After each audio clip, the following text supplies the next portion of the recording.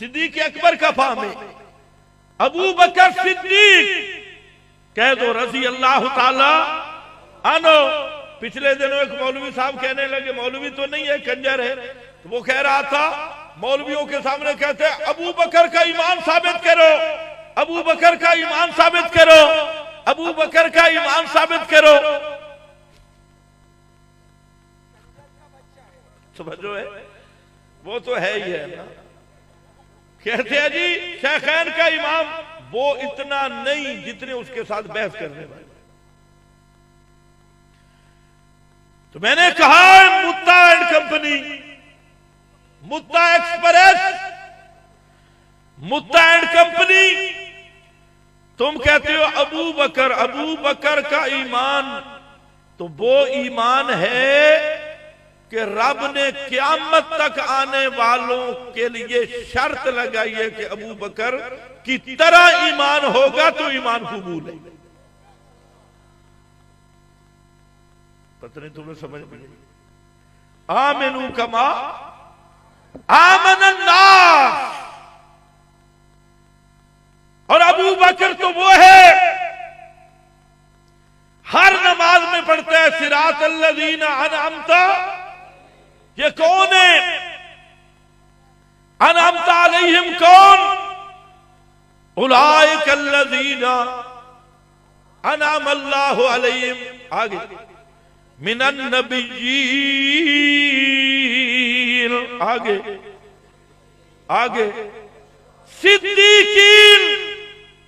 سمجھ میرا بھائی، اسی کچے پتے کدے نہیں کھیلتے۔ ایسی گانٹھ لگا رہا ہوں کہ ایران سے دلی تک سب کے سب مجوسی ایکسپریس کٹھے ہو جاؤ اور لاؤ جواب۔ ہر نماز میں پڑھتے اہدنا الصراط المستقیم، صراط الذین انعمت۔ یہ کون ہے انعمت علیہم؟ یہ ہے نبیوں کے بعد کون ہے؟ صدیقین۔ نبی وہ ہوتا ہے جس کی نبوت دلیل سے ثابت ہو، صدیق وہ ہوتا ہے جس کی صدیقیت دلیل سے ثابت ہو، صالح وہ ہوتا ہے جس کی صالحیت دلیل سے ثابت ہو، شہید وہ ہوتا ہے جس کی شہادت دلیل سے ثابت ہو۔ پتہ نہیں تمہیں سمجھ بھی آئی ہے کہ نہیں؟ اگر جھوٹی نبوت کا مدعی ہے وہ صدیق ہے، نبوت بھی دلیل سے ثابت ہوتی ہے، وقت بڑا کم ہے۔ اور سنو،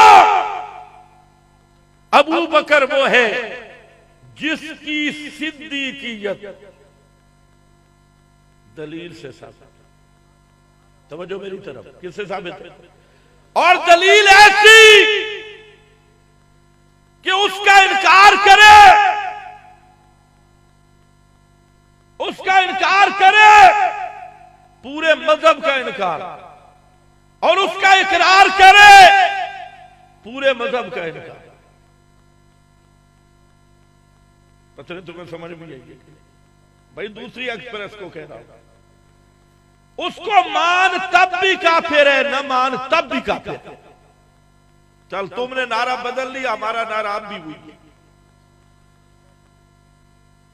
اس کو مان لے تب بھی، نہ مانے تب بھی۔ توجہ ہے؟ ابو بکر کون ہے؟ میرے نبی کی مانتا ہے، میرے معصوم کی مانتا ہے۔ پیغمبر کریم پہاڑ پہ کھڑے، میری سیاہ اٹھا، اور اگر ٹائم ہو تو اپنی بہار الانوار بھی اٹھا لے، اس میں بھی حدیث موجود ہے۔ بہار الانوار مجلسی کی، اس کو بھی پڑھ لے، 110 جلدوں میں موجود ہے، 110 جلدوں کی کتاب ہے، وہ بھی پڑھ لینا۔ لیکن تو فارغ ہی نہیں ہے، اس میں بھی حدیث ہے، میری کتابوں میں بھی حدیث ہے، پیغمبر پہاڑ پہ چڑھتے ہیں، ساتھ ابو بکر ہیں، ساتھ عمر عثمان ہیں، اور کیا فرماتے ہیں پہاڑ جھومنے لگا اور میں اس کو کہتا ہوں پہاڑ جھوم گیا۔ پیغمبر کریم نے ضرب لگائی تے فرمایا اوے احد ٹھہر جا، انما علیک نبی، آگے بس صدیق، آگے وہ بولو کراچی والے شہیدان، شہیدان، اے احد ٹھہر جا، تجھ پہ ایک اللہ کا نبی ہے، ایک صدیق اور 2 شہید ہیں۔ یہ تو میرے معصوم دی گل، میرے معصوم کی بات، اور اگر اپنے معصوم کی ماننی ہے تو جعفر صادق کو دیکھ لے۔ جعفر صادق رضی اللہ تعالیٰ عنہ وہ فرماتی ہیں تلوار کو سونے کا پانی لگوانا، دستہ لگانا یہ جائز ہے۔ کسی نے پوچھا حضرت کیوں جائز ہے؟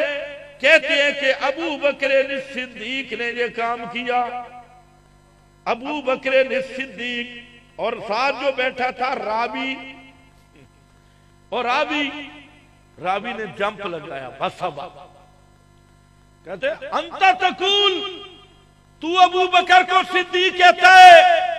امام جعفر فرمانے لگے ہاں ہاں، ہوا صدیق، صدیق، صدیق، ابو بکر صدیق ہے، صدیق ہے، صدیق ہے، اور جو ابو بکر کو صدیق نہ مانے لا صدق اللہ فی الدنیا وفی الآخرہ، اللہ دنیا میں بھی اس کا منہ کالا کر دے اور آخرت میں بھی اس کا منہ کالا کر دے، دنیا میں بھی جھوٹا رہے آخرت میں بھی جھوٹا رہے۔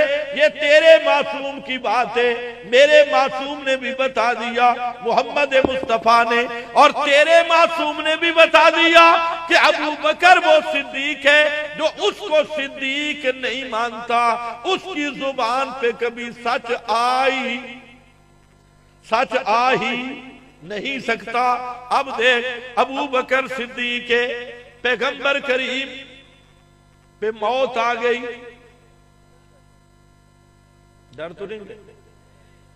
آئے ابو بکر صدیق، پیغمبر کریم کا چہرہ انور ڈھانپا ہوا ہے، اور وہاں جب صدیق داخل ہوئے دیکھا مسجد نبوی میں 2 اجتماع کھڑے تھے، ایک میں فاروق اعظم ننگی تلوار لے کے کھڑا ہے، دوسری طرف حضرت عباس پیغمبر کریم کا چچا، وہ بھی لوگوں کو خطاب کر رہے ہیں۔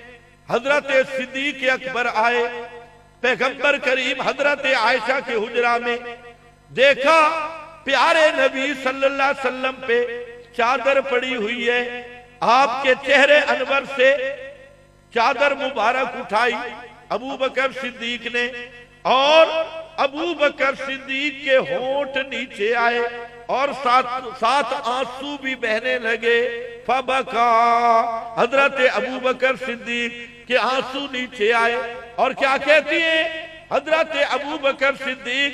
فرماتی ہیں اللہ کے محبوب طبتا حیّا و میتا، طبتا حیّا و میتا، تم زندہ تھے تب بھی خوشبو